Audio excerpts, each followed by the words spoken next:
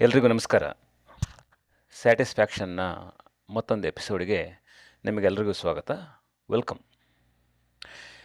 ಇವತ್ತಿನ ಟಾಪಿಕ್ ಏನು ಅಂದರೆ, ಹೌ ಆರ್ ಯು ಅಥವಾ ಹೇಗಿದ್ದೀಯಾ ಅಥವಾ ಹೇಗಿದ್ದೀರಾ ಅನ್ನೋದನ್ನು ಹೇಗೆ ಆನ್ಸರ್ ಮಾಡ್ತೀವಿ ನಾವು ಅನ್ನೋದು. ನಾವು ದಿನನಿತ್ಯ ಓಡಾಡ್ಕೊಂಡಿದ್ದಾಗ how are you, how are things ಅಂತ ಕೇಳಿದಾಗ ಒಂಥರ ಆರಾಮ, ಚೆನ್ನಾಗಿದ್ದೀರಾ, ಸೌಖ್ಯವಾ ಅಂತ ಕೇಳ್ತೀವಲ್ಲ, ಅದಕ್ಕೆ ತಕ್ಕಂತೆ ಒಂದು ಎಲ್ಲ ಆರಾಮ್ ಅಂತ ಹೇಳೋದು ಒಂದು ವಾಡಿಕೆ. ಆದರೆ ನಿಮಗೆ ಅತ್ಯಂತ ಆತ್ಮೀಯರಾದವರು ಯಾವತ್ತಾದರೂ ನಿಮಗೆ ಹೇಗಿದೆಯಾ ನಿಜವಾಗ್ಲೂ ಅಂತ ಕೇಳಿದಾಗ ಅದಕ್ಕೆ ನೀವು ಹೇಗೆ ಉತ್ತರ ಕೊಡ್ತೀರಿ ಅನ್ನೋದ್ರ ಮೇಲೆ ನಾವು ಯಾವ ನೆಲೆಯಲ್ಲಿದ್ದೀವಿ, ಹೇಗಿದ್ದೀವಿ ಅನ್ನೋದು ಕೂಡ ಗೊತ್ತಾಗುತ್ತೆ. ಅದನ್ನ ಊಹೆ ಮಾಡ್ಬೋದು. ಇವತ್ತು ಅಂಥದ್ದೇ ಒಂದು ವಿಶೇಷ ನಡೀತು. ಆಫೀಸಿಗೆ ಹೋಗ್ತಾ ನಮ್ಮ ಅಣ್ಣನ ಜೊತೆಗೆ ಮಾತಾಡ್ತಾ ಇದ್ದೆ ಫೋನಲ್ಲಿ.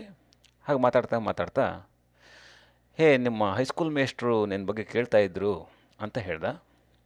ಭಾಳ ಸಂತೋಷ ಆಯಿತು. ತಕ್ಷಣ ಅವ್ರ ನಂಬರ್ ತೊಗೊಂಡೆ. ಆಮೇಲೆ ಆಫೀಸಿಗೆ ಹೋದ್ಮೇಲೆ ಫೋನೂ ಮಾಡಿದೆ. ನಮಸ್ಕಾರ ಸರ್, ಹೇಗಿದ್ದೀರಾ ಅಂತ ನಾನು ಕೇಳಿದ ಕೂಡಲೇ ಅವರು ಅತ್ಯಂತ ಆತ್ಮೀಯವಾಗಿ ಹೇಗಿದ್ದೀಯಾ ಅಂತ ನನಗೆ ಕೇಳಿದ್ರು. ಅವರ ಆ ಪ್ರಶ್ನೆ ಕೇಳಿದ್ದಕ್ಕೆ ನನ್ನ ಬಾಯಿಂದ ನನಗೆ ಗೊತ್ತಿಲ್ಲದೇನೋ ಅಥವಾ ಗೊತ್ತಿದ್ದೋ ನಾನು ತುಂಬ ಸಂತೋಷವಾಗಿದ್ದೀನಿ ಸರ್, ಎಲ್ಲ ಚೆನ್ನಾಗಿದೆ ಅಂತ ಉತ್ತರ ಬಂತು. ಆ ಉತ್ತರದಿಂದ ನಮ್ಮಿಬ್ಬರಿಗೂ ಕೂಡ ಒಂದು ಕ್ಷಣ ಒಂಥರ ಆಶ್ಚರ್ಯ ಆದಂತೆ ಕಂಡು ಬಂತು.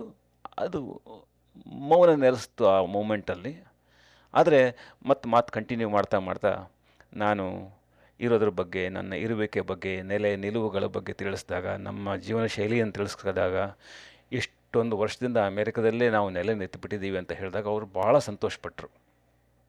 ಮುಂದೆ ಮಾತುಗಳು ಮುಂದುವರೆದು ನಾನು ಒಂದು ಸ್ವಲ್ಪ ಕಾಲ ಹುಟ್ಟಿ ಬೆಳೆದು ಊರಿಗೆ ಹೋದಷ್ಟು ಸಂತೋಷ ಆಯಿತು. ಅಂದರೆ ಹೋಗಿ ಬಂದಷ್ಟು ಸಂತೋಷ ಆಯಿತು. ಈ ಸಮಯದಲ್ಲೇ ಅನಿಸಿದ್ದು, ನಾವು ಯಾರಾದರೂ ನಮ್ಮನ್ನು ಆತ್ಮೀಯವಾಗಿ ಹೇಗಿದೆಯಾ ಅಂತ ಕೇಳಿದಾಗ ನಾವು ಹೇಗೆ ಉತ್ತರ ಕೊಡ್ತೀವಿ ಅಂತ.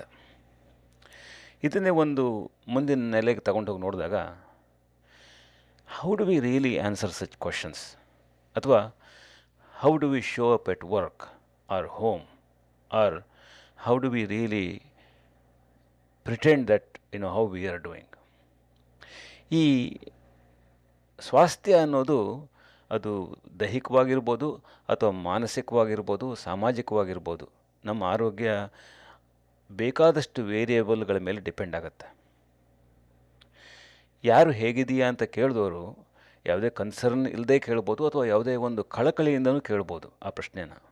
ಆದರೆ ಅವೆಲ್ಲದಕ್ಕೂ ಉತ್ತರ ಹೇಳೋ ಮನಸ್ಥಿತಿ ನಮ್ಮದು ತಾನೆ. ಈಗ ದೊಡ್ಡ ಎಕ್ಸಿಕ್ಯೂಟಿವ್ಗಳನ್ನೇ ತಗೊಳ್ಳಿ. ತುಂಬ ಮೇಲ್ಪಟ್ಟು ಹೋದ CEO ವರ್ಷಕ್ಕೆ ಒಂದು $30-40 ಮಿಲಿಯನ್ ಮಾಡೋವಂಥ ಫಾರ್ಚೂನ್ 50 ಕಂಪ್ನಿ CEO ಅವರ ಜೀವನವನ್ನು ಭಾಳ ಚೆನ್ನಾಗಿ ಬದುಕ್ತಾರೆ ಅನಿಸುತ್ತೆ. ಯಾಕಂದರೆ ಇಂತಿಷ್ಟು ಗಂಟೆ ಕೆಲಸ ಮಾಡಬೇಕು ಅಂತ ಮಾಡ್ತಾರೆ, ಜಿಮ್ಮಿಗೆ ಹೋಗ್ತಾರೆ, ಯೋಗ ಧ್ಯಾನ ಮಾಡ್ತಾರೆ, ಎಲ್ಲ ರೀತಿಯಿಂದನೂ ಅವ್ರು ವ್ಯವಸ್ಥಿತವಾಗಿರ್ತಾರೆ. ಅವರಿಗಿರೋ ರಿಸೋರ್ಸ್ಗಳು, ದುಡ್ಡಿಗೆ ತಕ್ಕಂತೆ ಅವ್ರು ಬದುಕ್ತಾರೆ ಅಂತ ಅಂದ್ಕೊಂಡಿದ್ದೀನಿ. ಆದರೆ ಅದಕ್ಕಿಂತ ಕೆಳ ಲೆವೆಲಿಗೆ ಬಂದಾಗ ಎಷ್ಟೋ ಜನ ಏನು ತಮ್ಮ ತಲೆ ಕೂದಲುಗೆ ಬೆಂಕಿ ಹತ್ಕೊಂಡಿದೆಯೋ ಅನ್ನೋ ಥರ ದಿವಸ ಆಫೀಸಲ್ಲಿ ಓಡಾಡ್ತಾ ಇರ್ತಾರೆ. ಕೆಲವರು ದಿವ್ಸಕ್ಕೆ 14 ಗಂಟೆ ಕೆಲಸ ಮಾಡ್ತಾರೆ, ಕೆಲವರು ಊಟ ಮಾಡೋಕ್ಕೆ ಟೈಮ್ ಇರಲ್ಲ. ಆಮೇಲೆ ಎಷ್ಟು ದುಡಿದ್ರೇನು, ಎಷ್ಟು ಬಿಟ್ಟರೇನು, ಒಂದು ದಿವಸ ಆರಾಮಾಗಿ ಕೂತ್ಕೊಂಡು ಊಟ ಮಾಡಿದ್ದನ್ನು ನನ್ನ ಕಣ್ಣಾರೆ ಅಂತೂ ನಾನು ಕಂಡಿದ್ದಿಲ್ಲ. ಆಫೀಸ್ನಲ್ಲಿ ಮಧ್ಯಾಹ್ನದ ಹೊತ್ತಿಗೆ ಹೋಗಿ ಒಂದು 2-3 ಔನ್ಸ್ ಹಿಡಿಯೋವಂಥ ಒಂದು ಚಿಕ್ಕ ಸೂಪ್ನಲ್ಲಿ ಅವ್ರು ಬದುಕ್ಬೋದು. ಅವ್ರು ಯಾತಕ್ಕೆ ಮಧ್ಯಾಹ್ನ ಊಟ ಮಾಡ್ತಾರೋ ಇಲ್ವೋ, ಅಥವಾ ಬೆಳಗ್ಗೆ ತಿಂಡಿ ತಿಂತಾರೋ ಇಲ್ಲ ಅನ್ನೋದು ಅವರವ್ರ ವೈಯಕ್ತಿಕ ವಿಷಯ. ಆದರೆ ಅವರಿಗೆಲ್ಲರೂ ಅವರವ್ರ ಮೇಷ್ಟ್ರು ಹೇಗಿದ್ದೀರಾ ಅಂತ ಕೇಳಿದಾಗ ಅವ್ರು ಹೆಂಗೆ ಉತ್ತರ ಕೊಡ್ತಾರೆ? ಈಗ ಆಧುನಿಕ ಬದುಕು ನಮ್ಮನ್ನು ತುಂಬ ಬ್ಯುಸಿಯಾಗಿ ಮಾಡಿಬಿಟ್ಟಿದೆ. ಯಾಕಂದರೆ ನಾವು ಅಮೇರಿಕಾದಲ್ಲಿ ಇದ್ಕೊಂಡೇ ಬ್ಯುಸಿ ಅಂತ ಹೇಳಿದ್ರೆ, ಇನ್ನು ಇಂಡಿಯಾದಲ್ಲಿ ಟೆಕ್ನಿಕಲ್ ಕೆಲಸ ಮಾಡ್ಕೊಂಡಿರೋ ಪರಿಸ್ಥಿತಿ ಹೆಂಗಾಗಬೇಡ. ಅದರಲ್ಲೂ ಇಂಡಿಯಾದಲ್ಲಿ ಇದ್ಕೊಂಡು UK ಬೇಸ್ಡ್ ಕಂಪ್ನಿನೋ ಅಥವಾ USA ಬೇಸ್ಡ್ ಕಂಪ್ನಿ ಕೆಲಸ ಮಾಡೋರ ಕತೆ ಇನ್ನೂ ಏನೇನಾಗಿರ್ಬೋದು. ಅವರಿಗೆಲ್ಲ ನಾವು ಹೋಗಿ ಕೇಳಬೇಕು, ಹೇಗಿದ್ದೀರಾ ಅಂತ. ನಿಮ್ಮ ದುಡ್ಡು, ನಿಮಗಿರೋ ಸೌಲಭ್ಯ, ನಿಮಗಿರೋ ಅನುಕೂಲಗಳು ಇವೆಲ್ಲಕ್ಕೂ ಒಟ್ಟು ಸೇರಿಸಿ ಇದನ್ನು ಹೇಗಿದೆಯಾ ಅಂತ ಕೇಳಿದಾಗ ನಿಮ್ಮ ಉತ್ತರ ಹೇಗಿರುತ್ತೆ ಇದ್ರ ಮೇಲೆ ಅಂತ ನಾವು ಒಂದು ಪ್ರಶ್ನೆ ಹಾಕಬೇಕಾಗತ್ತೆ ಪ್ರತಿಯೊಬ್ಬರಿಗೂ. ಆಮೇಲೆ ನಾವು ಕೆಲವೊಂದು ಟೈಮ್ ಅಂದ್ಕೊತೀವಿ ಬ್ಯುಸಿಯಾಗಿರೋದೇ ಒಂದು ನೆಲೆಗಟ್ಟು ಅಂತ. ಯಾಕಂದರೆ ಒಬ್ಬ ದೊಡ್ಡ ಕಂಪನಿ ಅಧಿಕಾರಿ ಅಥವಾ ಎಕ್ಸಿಕ್ಯೂಟಿವ್ ಅವನು ಅಥವಾ ಅವಳು ಬ್ಯುಸಿ ಅಂತ ತೋರಿಸ್ಕೊಳ್ದೇ ಇದ್ದರೆ ಮೋಸ್ಟ್ಲಿ ಎಕ್ಸಿಕ್ಯೂಟಿವ್ ಆ ಪದವಿಗೆ ಒಂದು ಕುಂದು ಬರ್ಬೋದೋ ಏನೋ. ಯಾಕಂದರೆ ಹೆಚ್ಚೆಚ್ಚು ಅಧಿಕಾರಿ ಬಂದಂಗೆ ಅವರು ಬಹಳ ಬ್ಯುಸಿ ಆಗ್ತಾರೆ, ಅವರಿಗೆ ಟೈಮೇ ಇರಲ್ಲ. ನಾನು ತುಂಬ ವ್ಯಸ್ತವಾಗಿದ್ದೀನಿ, ಅಯ್ಯೋ ಯಾವುದಕ್ಕೂ ಟೈಮೇ ಸಿಕ್ಕಲ್ಲ, ಮೀಟಿಂಗಿಂದ ಮೀಟಿಂಗಿಗೆ ಹೋಗ್ತಿರ್ತಾರೆ. ಅವರು ದೊಡ್ಡ ದೊಡ್ಡ ಬ್ಯಾಲೆನ್ಸ್ ಬಜೆಟ್ಗಳನ್ನು ಮ್ಯಾನೇಜ್ ಮಾಡ್ತಾರೆ.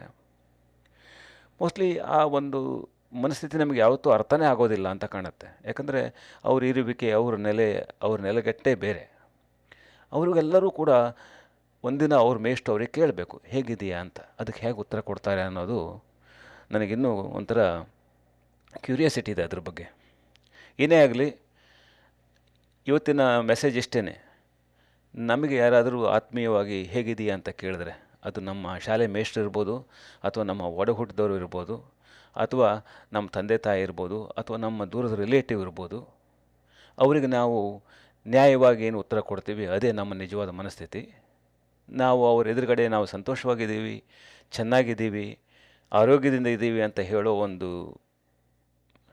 ನಿಶ್ಚಿತವಾದ ಮನಸ್ಥಿತಿ ಏನು ಬರುತ್ತೆ, ಆವಾಗ ನಾವೆಲ್ಲವಾಗಲೂ ಸಂತೋಷವಾಗಿರ್ತೀವಿ ಅಂತ ಹೇಳೋದಕ್ಕೆ ಇಷ್ಟಪಡ್ತೀನಿ. ಅದು ನನ್ನ ಅನಿಸಿಕೆ ಅಷ್ಟೇ. ನಿಮ್ಮ ಅನಿಸಿಕೆ ಬೇರೆ ಇರ್ಬೋದು.